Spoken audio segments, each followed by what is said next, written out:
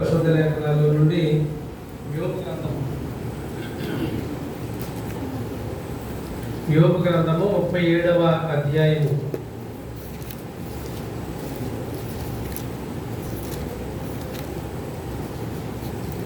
14వ వచనం నుంచి కొన్ని మాటలు చూద్దాం. ఈసారి 37వ అధ్యాయము యోబు ఈ మాట ఆలకింపుము ఓరకుండి దేవుని అద్భుత క్రియలను ఆలోచించుము. దేవుడు తన మేఘపు మెరుపు ప్రకాశింపవలనని ఎట్లు తీర్మానము చేయును నీకు తెలియనా? మేఘములను తేరచేయుటయు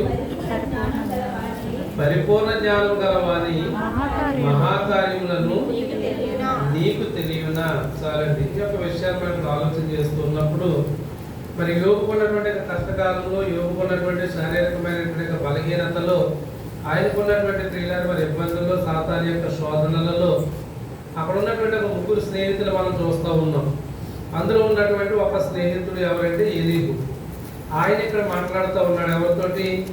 యోగుతో మాట్లాడుతున్నాడు. యోగు ఈ మాట నువ్వు ఆలకించు అని చెప్పేసి. కాబట్టి మనం కూడా ప్రియులారా మరి కష్టాలు ఉన్నటువంటి వారితో మరి బాధలు ఉన్నటువంటి వారితో ఇరుకుల్లో ఇబ్బందులు ఉన్నటువంటి వారితో మనం కూడా వెళ్ళి ఏం చేస్తామంటే పలకరించి కొన్ని ఆ యొక్క ధైర్యపరిచేటటువంటి విషయాలు మనం కూడా ఎలాగో మాట్లాడతామో ఈ యొక్క యోగు జీవితంలో ప్రియులారా ఎలుగు కూడా అలాగే మాట్లాడుతూ యోగుతో అంటున్నాడు, యోగు ఈ మాట నువ్వు ఆలకించు. ఓరకుండే దేవుని అద్భుత క్రియలను నువ్వు ఆలోచించడం అంతే.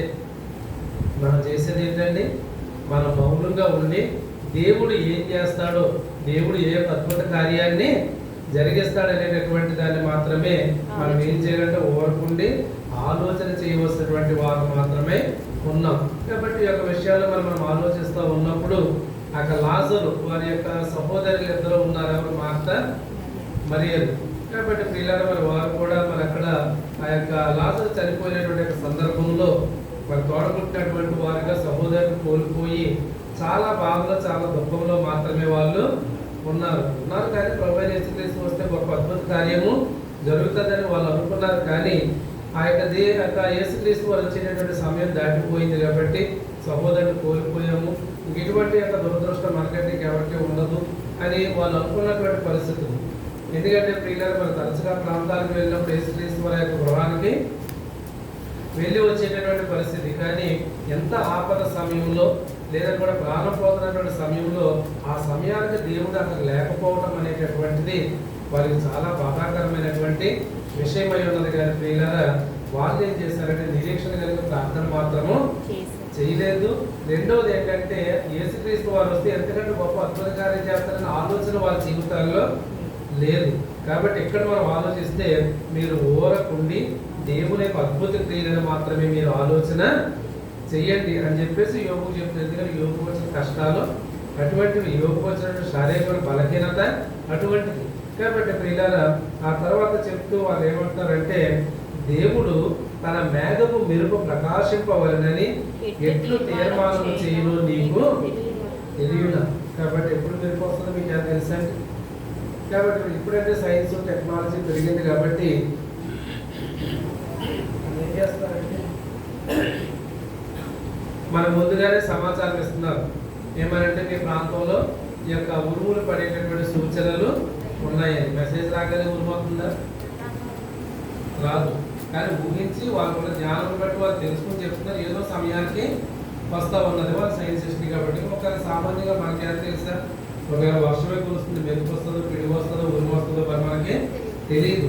అయితే ఇక్కడ అంటున్నాడు దేవుడు తన మేఘపు మెరుపు ప్రకాశింపవలనని ఎలా తీర్మానం చేస్తాడో నీకు తెలుసా? మేఘములను తేలచేయుటయు పరిపూర్ణ జ్ఞానం గల వారి మహాకార్యములను నీకు తెలియనా? కొన్నిసార్లు చూడండి విపరీతమైనటువంటి మేఘం పెట్టేస్తుంది, ఇక వర్షం కురిసేస్తుందని మనము అనుకుంటూ ఉంటాం. ఈ లోపల ఎవరో పెద్ద అంటాడు ఏమంటే మేఘం తేలిపోతే వర్షము రాదని. కాబట్టి ఆ మేఘం తేలిపోతుందని ముందు నీకు తెలుసా? అమ్మ తెలిసేటటువంటి ముందు దట్టమైన మేఘం పట్టగానే మేఘం తేలిపోతుందిలే పర్వాలేదు, ఎక్కడైనా పెట్టిన సరుకులు అక్కడే ఉంచేయండి అని కూడా ఎవరైనా ఉంటాడా? మన జాగ్రత్తలు మనము పడతాం. అయితే ఇక్కడ ఉన్నటువంటి విషయంలో ఆ మేఘమును ఆయన తేల చేస్తాడని పరిపూర్ణ జ్ఞానం గల వారి మహాకార్యములు నీకేమన్నా తెలుసా అని చెప్పేసి ఎవరు అడుగుతున్నాడు? ఎలీహు యోబుని అడుగుతున్నాడు. తర్వాత 17వ వచనం చూడండి. దక్షిణపు గాలి వీచుట చేత ఉబ్బవేయినప్పుడు నీ వస్త్రం ఎట్లు వెచ్చబడినది నీకు తెలియనా? కాబట్టి దక్షిణపు గాలి వస్తుంది, వేడి గాలి వస్తూ ఉన్నది. కాబట్టి అటువంటి యొక్క వేడి గాలి వచ్చినప్పుడు మళ్ళీ నీ బట్టలు ఎలా వేడెక్కుతాయి నీకేమన్నా తెలుసా? కాబట్టి మనం మే నెలలో మనం చూసినప్పుడు అనుకుంటాం కదా, ఎప్పుడంటే అందరికీ సౌఖ్యమైనటువంటి విధానం వచ్చింది. కానీ కొన్నిసార్లు మనం చూసినప్పుడు తీరాగా కాస్తున్నటువంటి ఎండలకి ఆ యొక్క మంచంలో దుప్పట్లు కూడా వెచ్చబడిపోయే పరిస్థితులు ఉంటాయండి. మన యొక్క చర్చలో కూడా ఈ కుర్చీలు కూడా వేడెక్కిపోయేటటువంటి పరిస్థితులు ఉంటాయి. అయితే ఇవన్నీ కూడా ఎలా జరుగుతాయో మీకు తెలుసా? కోత పోసిన అర్థమంత దట్టమైన ఆకాశమును ఆయన చేసినట్లు నీవు వ్యాపింప చేయగలవా?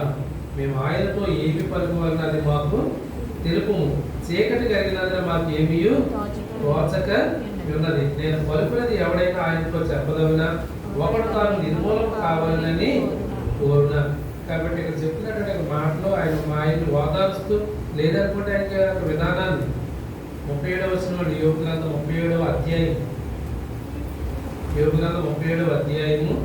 ఆ యొక్క 19వ వచనం చదువుతాను. మేము ఆయనతో ఏమి పలుకోవాలన్నది మాకు తెలుపు.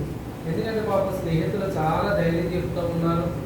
కొన్నిసార్లు ఏమంటారంటే దేవుడు కూడా విడిచిపెట్టేసి వేరే మార్గంలోకి రమ్మని చెప్తున్నారు. ఎన్ని చెప్పినా కూడా యోబు ఏంటంటే అతని విశ్వాసాన్ని ఎక్కడా పాడు చేసుకున్నటువంటి వాడిగా లేడు. కాబట్టి ఒకవేళ ఇంకా నీ గురించి దేవుడికి ఏమైనా చెప్పాలి అది కూడా నువ్వు మాకు తెలపమని చెప్పేసి మరి ఆయన్ని అడుగుతూ ఉన్నారు. కాబట్టి ప్రియులారా, ఇవన్నీ కూడా మనం ఆలోచిస్తూ ఉన్నట్లయితే ఆ యొక్క లేఖనాల్లో చెప్పినటువంటి మాటలు 20వ వచనం చూడండి. నేను పలుకుతున్నది ఎవడైనా ఆయనతో చెప్పగలనా ఒకడు తాను నిర్మూలన కావాలని కోరునా. ఎవడైనా తనకు నాశనం అయిపోవాలని కోరుకుంటాడే? ఎవరైనా కోరుకుంటారా? మనం పాడైపోవాలని ఎవరు కూడా కోరుకోము. అలాగే వాళ్ళు ఏం ధైర్యం చెప్తున్నారంటే నువ్వు ఎలాగ వ్యాధి బాధలతో ఇబ్బందులతో నువ్వు ఉండాలనేటటువంటిది దేవుని ఉద్దేశము కదా, నీ కోరిక కూడా కాదు. కానీ ఆ యొక్క పరిస్థితి ప్రభావం, సాతాను యొక్క శోధన, సాతాను పరీక్షలు, దేవుని యొక్క పరీక్షలు మొత్తానికి ఇటువంటి కష్టమైతే ఎవరికి వచ్చింది? యోబు గారికి వచ్చినటువంటి పరిస్థితులు. కాబట్టి ఎవరో నాశనం అయిపోవాలని కోరుకోవడం, కానీ కొంచెం మా మాట కూడా నువ్వు విను అన్నట్టుగా ఎవరితో చెప్తున్నాడు? యోబుతో చెప్తున్నారు. ఎవరు? ఎలుగు అనేటటువంటి ఆ యొక్క స్నేహితుడు అనమాట. తర్వాత 21 ఉన్నతమైన మేఘములలో ప్రకాశించే ఎండ ఇప్పుడు కనపడక ఉన్నాను. గాలి మేఘములను పోగొట్టి దానిని తేటగా కనపరచును. ఉత్తర దిక్కున సువర్ణ ప్రకాశం పుట్టును. దేవుడు భీకరమైన మహిమను ధరించుకొని ఉన్నాడు. సర్వశక్తుడు దేవుడు మహాత్యము గలవాడు, ఆయన మనకు అగోచరుడు. కాబట్టి ప్రియులకు ఉన్నటువంటి మాటలు చెప్తున్నటువంటి మాటలు చూస్తే ఎంత ధైర్యమైనటువంటి మాటలు. సర్వశక్తుడు అయినటువంటి దేవుడు ఆయన ఎటువంటి వాడంట? మహాత్యం కలిగినటువంటి దేవుడు. ఆయన మనకు అగోచరం, అంటే గోచరం కాదు, మనం ఊహించడానికి కానీ మనం తలంచడానికి కానీ దేవుని క్రియల గురించి ప్రియులారా మనం ఊరకుండి ఆలోచించడమే. 14వ వచనం చదివే కదా, 14వ వచనం ఏమన్నాడు?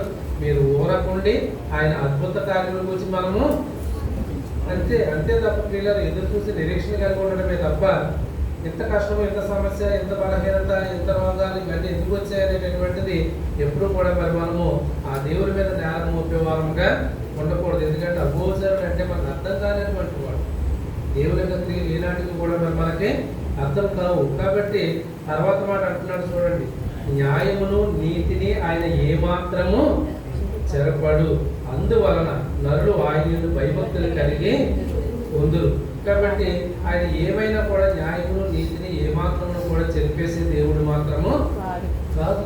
కాబట్టి ప్రియులారా మరి ఏ యొక్క సమస్య వచ్చినా, ఏ యొక్క ఇరుకులు ఇబ్బందులు ఏమొచ్చినా కూడా అదంతా కూడా దేవుని యొక్క న్యాయమైనటువంటి విధానాన్ని బట్టే వచ్చినాయి. అంతేగాని ప్రియులారా కష్టం మన ఇంట్లో వచ్చిందని దేవుడు అన్యాయస్తుడు మాత్రము కాదు. అక్కడ చెప్తున్నటువంటి మాట ఆయన నీతిని ఏమాత్రమో విడిచిపెట్టేటువంటి వాడు కాదు. కాబట్టి నరులమైనటువంటి మనము చేయవలసిన పని ఏంటంటే ప్రియులారా ఎప్పుడూ కూడా ఆయన ఏం కలిగి ఉండాలంటే భయభక్తులు కలిగి ఉండాలి. ఇప్పుడు ఈ మాటలన్నీ ఎలుగు యోబు గారికి చెప్పాడు. ఈ మాటలన్నీ చెప్పడం వల్ల యోబు యొక్క సమస్య పరిష్కారం అయిపోయిందా? అవ్వలేదు. సమస్య అయితే పరిష్కారం అవ్వలేదు.